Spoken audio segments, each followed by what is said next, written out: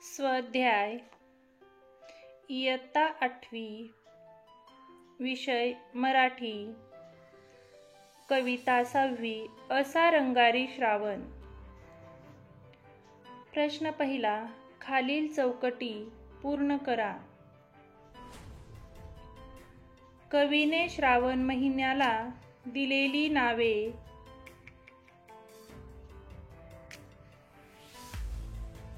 रंगारी, चित्रकार, कलावंत। प्रश्न दुसरा, प्रश्न तयार करा। श्रावण हे उत्तर येईल असा प्रश्न तयार करा। उत्तर, सृष्टीला नटवणारा रंगारी कोण? इंद्रधनुष्याचा बांध हे उत्तर येईल असा प्रश्न तयार करा। श्रावणाने कोणता बांध नभाला घातला आहे? प्रश्न तिसरा, अर्थ लिहा।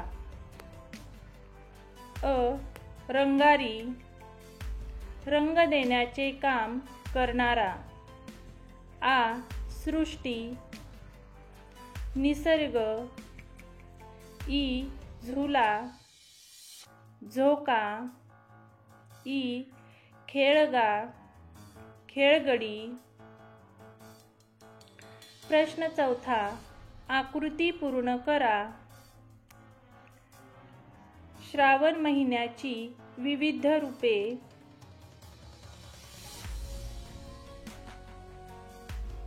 जागोजागी चित्रांची पंगत मांडतो। ऊन पावसाचा खेळ खेळतो। रिमझिम सरींचे गाणे बोलतो। निसर्ग हिरवागार होतो। प्रश्न पाचवा, स्वमत।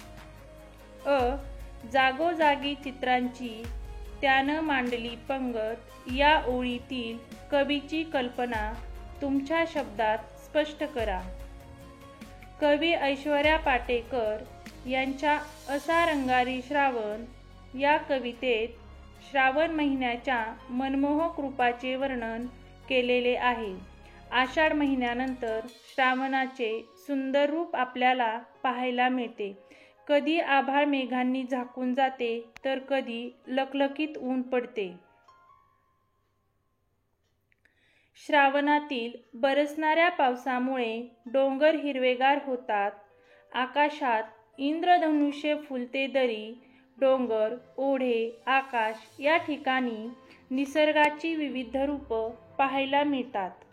ती चित्रासारखी वाटतात। असे निसर्गाचे रंगीबेरंगी मनमोहक रूप पाहून कवीला वाटते की श्रावणाने जागोजागी चित्राची पंगत मांडली आहे। नागपंचमी आणि गोकुळाष्टमी या सणाचा कवितेतून व्यक्त होणारा संदर्भ तुमच्या शब्दात लिहा। नागपंचमी व गोकुळाष्टमी हे सण श्रावण महिन्यात साजरे केले जातात। नागपंचमीला स्त्रिया नागाची गाणी गातात, नागाला भावासारखा रक्षक मानतात व त्याची पूजा करतात। याचा संदर्भ देताना कवी म्हणतात, श्रावण मुलीसाठी झाडावर झोके बांधतो, त्यांना झुलवतो, तसे श्रावण मुलींच्या नागपंचमीच्या गाण्यांना नादमय देतो।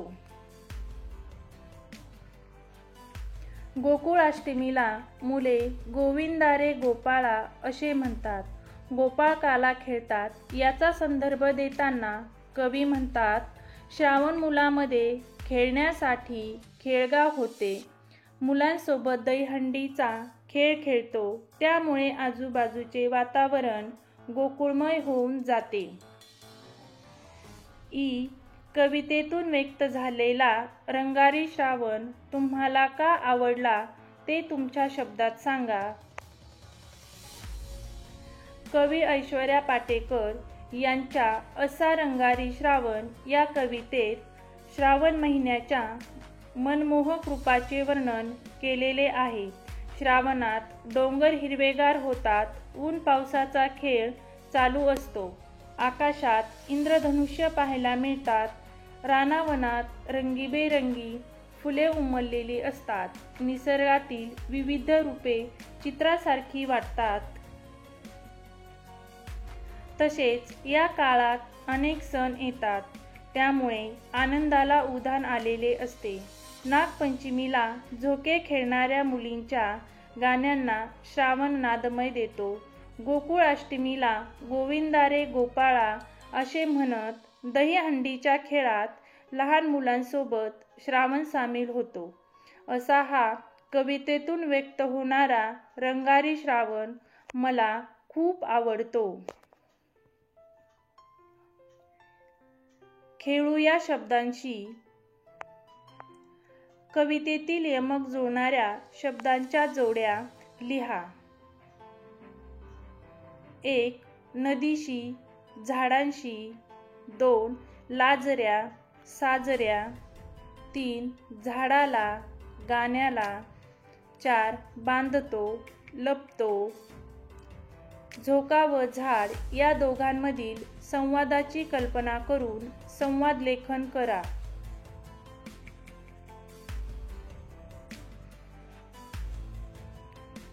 झोका: कसा आहेस झाडदादा?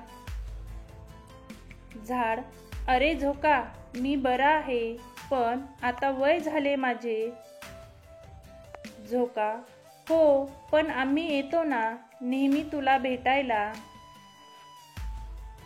झाड: हो झोका, तू आणि तुझ्यासोबत झोका खेळणारी सगळी मुले माझ्यासोबत असतात, त्यामुळे वेळ जातो, विरंगुळा होतो.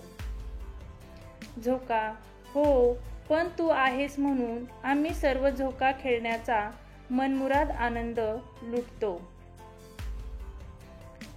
झाड: हो झोका, तू मला भेटायला येतोस म्हणून सर्व बालगोपाळांच्या सोबत वेळ घालवण्याची संधी मिळते, नाहीतर एकटा पडलो असतो.